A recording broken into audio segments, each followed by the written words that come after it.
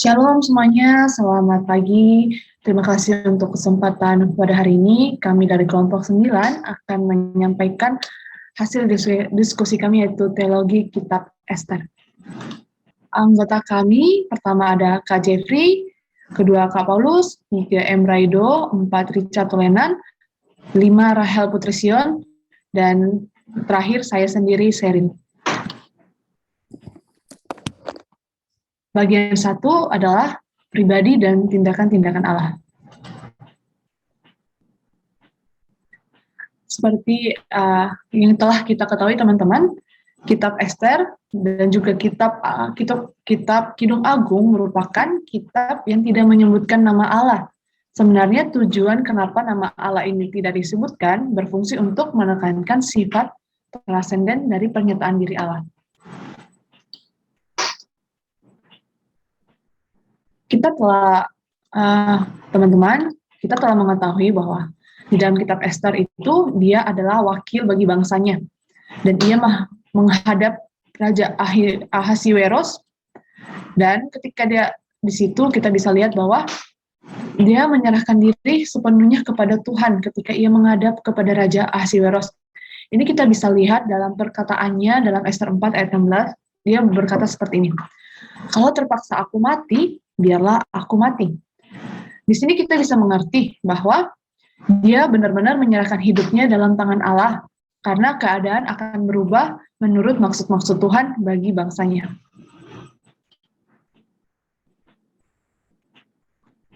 Lagi kita lihat dalam cerita Ester, di mana Haman membuat peraturan bahwa seluruh orang Yahudi, bahkan seluruh rakyat yang waktu itu di dalam periode kerajaan Persia harus hormat kepada pemerintah. Dan tetapi kita bisa lihat bahwa Mordekai itu dia tidak melakukan hal itu, dia tidak berlutut kepada Haman, pejabat tertinggi kerajaan pada saat itu. Ketidakpatuhannya ini kita nggak bisa simpulkan bahwa ini bagian dari ketidakpatuhannya dia kepada pemerintah, tetapi melainkan keyakinan monoteistiknya. Sebab alasannya adalah dengan berbuat atau berhormat kepada Haman itu berarti kita memberikan hormat kepada sistem yang tidak bertuhan, satu sistem yang bertentangan dengan ketundukan pada kekuasaan Allah. Lagi, di sini juga kita bisa lihat Mordekai juga telah menghimbau kepada Ester untuk menggunakan kedudukannya sebagai ratu dalam menyelamatkan bangsanya. Tetapi kemungkinan juga Ester bisa menolaknya. Tetapi yang Mordekai yakinin bahwa perubahan-perubahan kejadian ini tidak mungkin menggagalkan atau menghalangi kelangsungan hidup bangsa Yahudi. Seperti ekspresinya yang terdapat dalam Ester 4 ayat 14, dikatakan, "Sekalipun engkau pada saat ini berdiam diri saja, bagi orang Yahudi akan timbul juga pertolongan dan kelepasan dari pihak lain." Nah, kita juga bisa lihat Zeresi yang adalah istri Haman juga telah menasihatkan Haman suaminya jangan melakukan perlawanan kepada Mordekai karena itu adalah hal yang sia-sia sebab orang Yahudi tidak mungkin dikalahkan. Ini bisa dilihat dalam Ester 6 ayat 13. Satu statement dari buku Ray Bezak katakan, rasa takut terhadap Yahudi dapat diterangkan dengan kenyataan bahwa musuh-musuh mereka mengakui adanya pagar atau pelindung, yaitu Allah.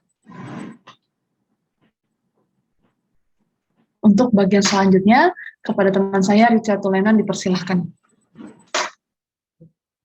Kita masuk dalam poin kerajaan Allah. Next.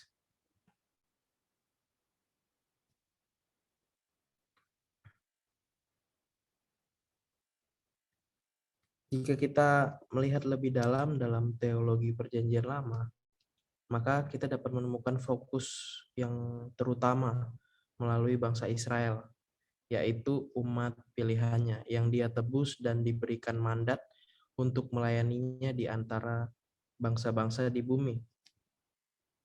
Sebagai kerajaan iman dan bangsa yang kudus, dalam Keluaran 19 ayat 46, Israel memiliki tugas menjadi contoh dari kuasa kerajaan Allah atas ciptaannya dan untuk menyampaikan anugerah keselamatannya kepada umat manusia yang telah jatuh dalam dosa dan terpisah dari hadirat Allah. Dapat kita baca juga dalam Kejadian 1 ayat 26 sampai 28. Next.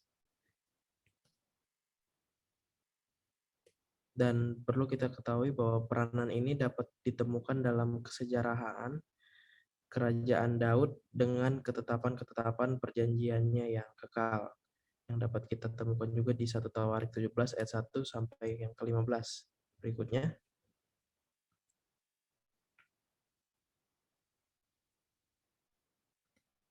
Tetapi peristiwa pembuangan telah mengakhiri kerajaan ini, terutama bagi orang buangan seperti Mordekai dan keponakannya Esther yang masih dalam keadaan diaspora atau terserak.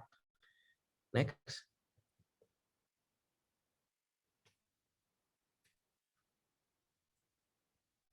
Rasa putus asa sehubung dengan harapan perjanjian diperhebat dengan rasa kagum orang-orang Yahudi buangan ketika menyaksikan keagungan di sekeliling mereka. Dia memperlihatkan kekuasaannya yang menjadi ciri khas pemerintahan Daud dan Salomo, jauh di masa lalu yang seharusnya diperuntukkan bagi kekuasaan Tuhan saja. Kitab Ester tanpa malu-malu mengagumi kemuliaan Persia dan rajanya yang luar biasa, yaitu Raja Ahasiweros dalam Ester 1 ayat 4 sampai 6. Jadi, Ahasiweros mengeluarkan perintah dan ketetapan yang menentukan nasib dari kawan dan lawan dalam tangannya. Dapat kita baca di Ester 1 ayat 8 sampai ayat 19, ayat 3 sampai pasal 3 ayat 9, dan pasal 4 ayat 11, pasal 9 ayat 14, dan pasal 10 ayat 1 sampai 2. Berikutnya, saya serahkan kepada rekan saya. Baik teman-teman, saya akan melanjutkan di slide ini, yaitu di mana kita lihat bahwa dari kedudukan atau dari jabatan seseorang itu bisa menentukan baik buruknya seseorang. Karena dari kedudukan itu bisa melahirkan akan seorang pemimpin yang bijak, dan juga dari kedudukan tersebut bisa melahirkan seseorang yang memiliki kepemimpinan yang buruk atau yang sangat arogan gitu, dan bisa banyak kejahatan yang dibuat karena apa? Dari kedudukan yang dimiliki. Dan dari Esther kita dapat melihat bahwa dia menjadi seorang ratu yang oleh karena anugerah Tuhan sehingga dia bisa menjadi ratu, dan juga dia bisa menjadi pemimpin yang baik di kala itu, dan di mana yang menjadi anti teokrasi di kala itu, yaitu karena Esther memimpin di zaman Persia di mana orang-orang tersebut tidak percaya akan Allah, begitu, tidak percaya akan Allah, dan karena itu Esther pun dia menyembunyikan akan identitasnya sebagai seorang Yahudi, ya, karena kita bisa dapat melihat juga sikap daripada Mordekai, karena di mana Mordekai pun menyembunyikan akan latar belakang daripada Esther, ya kan, latar belakang Esther dan juga Mordekai sendiri. Dan juga di dalam kitab Esther 3 ayat yang ke-6, di mana di situ kita melihat bahwa penyingkapan akan identitasnya Esther yang mempercepat supaya adanya keterbukaan dan juga dapat disetujui bersama untuk memusnahkan bangsa Yahudi.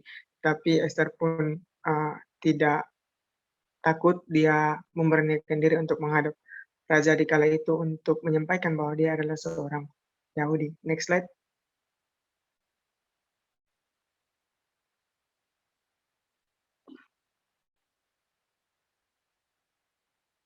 Ya, lalu di dalam Esther 1 ayat 19, di mana sebelum Ahasiweros dia mengambil Esther menjadi istrinya, di mana dia mendapat petunjuk atau dia mendapat saran bahwa dia harus menggantikan Ratu Wasti di kala itu, dan dia harus memilih seorang permasyuri yang dengan orang lain yang lebih baik daripada Ratu Wasti. Lalu dalam hal ini pun kita dapat melihat di mana sikap dari Ahasiweros terhadap perempuan yang kelak menjadi istrinya, yaitu dengan demikian juga terhadap bangsa Yahudi, cenderung sangat menguntungkan bagi bangsa Yahudi. Dan di dalam kitab Ester 2 ayat yang ke-9 dan juga 17 kita melihat di mana akhirnya Ester dia menghadap raja. Lalu dari kesempatan itu Ester pun mendapat perhatian daripada raja tersebut. Karena apa? Dia mendapat kasih dan juga dapat sayang dari baginda. Next slide.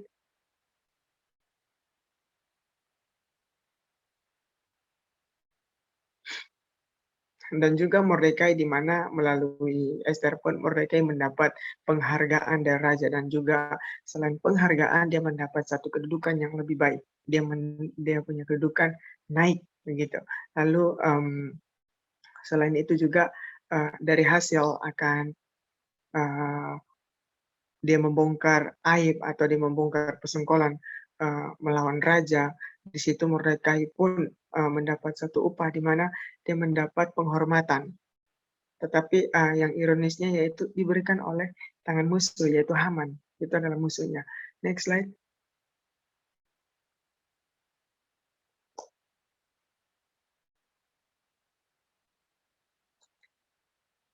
Oke, lalu di dalam Ester 10 ayat yang ketiga kita melihat bahwa kitab Ester ini dia mengakhiri tulisannya dengan sangat singkat, yaitu di mana Mordekai yang orang Yahudi waktu itu menjadi orang kedua di bawah Ahasiweros, dan juga Mordekai pun sangat dihormati oleh para kalangan orang Yahudi. Selain dia dihormati, dia pun disukai oleh banyak sanak saudaranya, dan dia pun mengikhtiarkan yang baik bagi bangsanya, dan mereka pun dia berbicara untuk keselamatan bagi semua orang, yaitu semua orang sebangsanya. Next slide.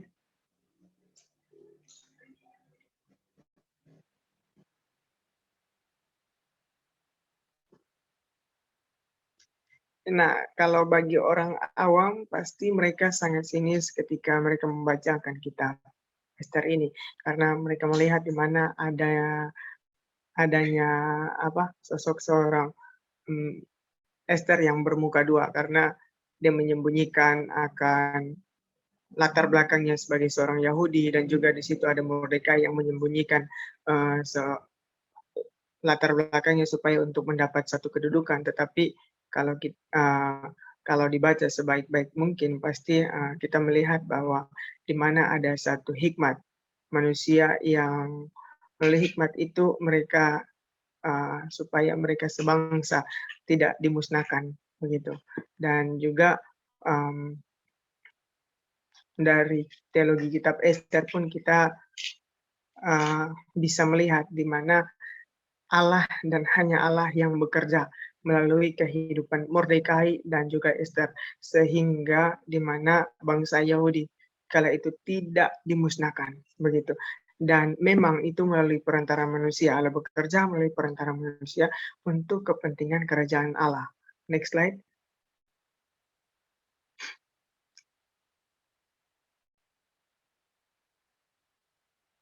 Ya, kita masuk kepada bagian yang ketiga, yaitu perjanjian Allah, dengan akan dilanjutkan oleh Rasul Paulus.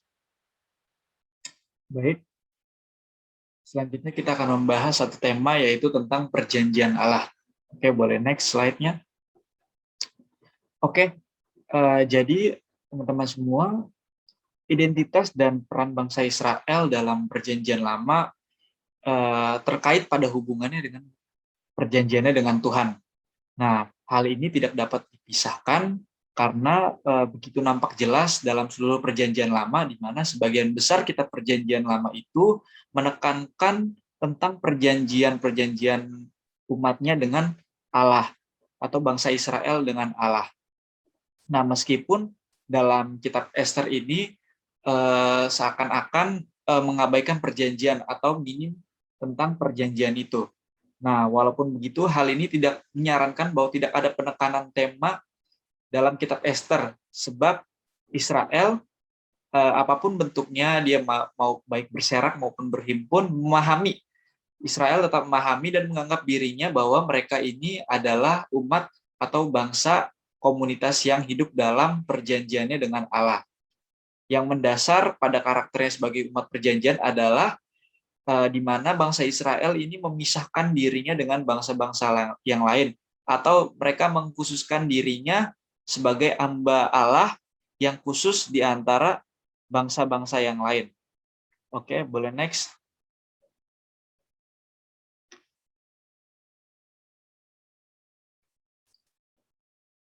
Nah, jadi ketika bangsa Israel dikhususkan dengan bangsa-bangsa yang lain, dari bangsa-bangsa lain atau dipisahkan, nah alasan keberlainannya adalah agar Israel bisa mendemonstrasikan kemurnian hidup yang menjadi contoh kerajaan Allah di bumi. Jadi tujuan orang Israel dipisahkan atau dikhususkan oleh Allah agar mereka bisa menunjukkan kemurnian hidup, agar mereka bisa menunjukkan Allah, kerajaan Allah yang akan menarik bangsa-bangsa kepada anugerah penebusan Allah yang menghendaki agar semua orang diperdamaikan dengan Dia. Oke, boleh next. Dan ini juga terbukti di dalam Ester pasal yang ke-8 ayat yang ke-17. Di sana dikatakan bahwa banyak dari antara rakyat negeri itu masuk Yahudi karena mereka ditimpa ketakutan kepada orang Yahudi, yang membuktikan bahwa Allah itu benar-benar berkuasa atas bangsa Israel. Perjanjiannya dinyatakan dengan bangsa Israel. Oke. Boleh next.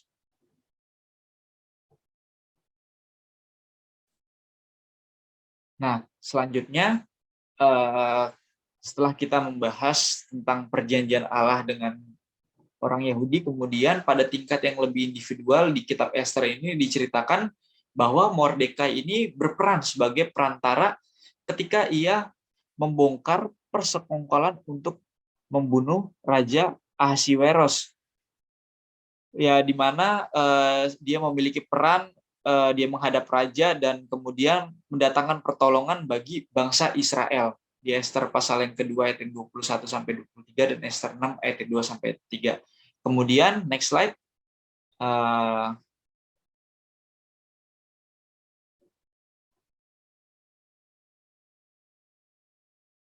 Nah, kemudian selanjutnya adalah peran Ester, yaitu Ester lebih menyiaskan peran syafaat atau dia sebagai perantara yang diharapkan Allah dilakukan bangsa yang adalah hambanya. Jadi Israel sebagai perantara agar perjanjian Allah ini tetap untuk bagi bangsa Yahudi, bagi umat Yahudi. Oke, kemudian next. Dan nah, jadi di sini Mordekai dan Ester mereka mendemonstrasikan melalui kesetiaan mereka kepada Allah dan bangsanya, yaitu sebagai perantara Allah yang kudus dan adil dengan semua bangsa yang ada di bumi. Oke, selanjutnya saya akan serahkan kepada Braido. Oke, selanjutnya akan saya lanjutkan. Kita akan masuk ke bagian kesimpulan. Boleh next slide.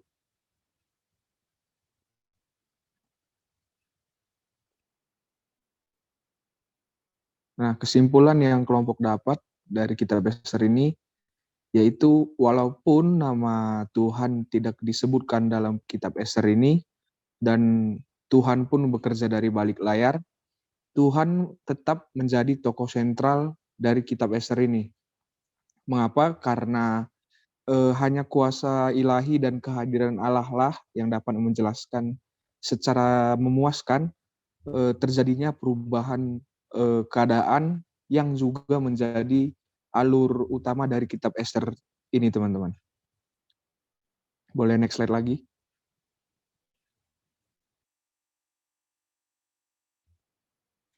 Nah, bangsa Yahudi yang terserak dalam masa pembuangan juga tetap menjadi bangsa sekaligus hambanya yang dipanggil dan ditugaskan untuk melayani Tuhan dalam misi atau pekerjaan penebusan secara universal. Next slide lagi.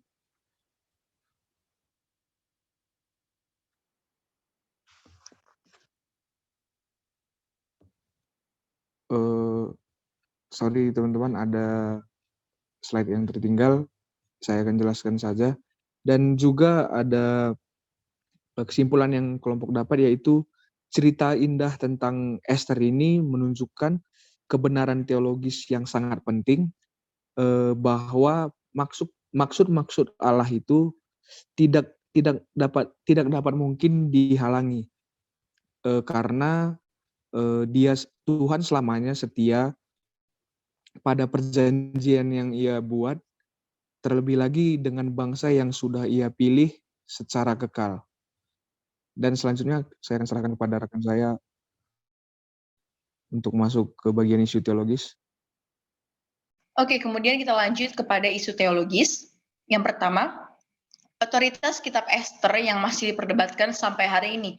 Karena seperti yang sudah dikatakan di awal, dalam kitab Esther ini tidak ada penyebutan nama Tuhan atau Allah.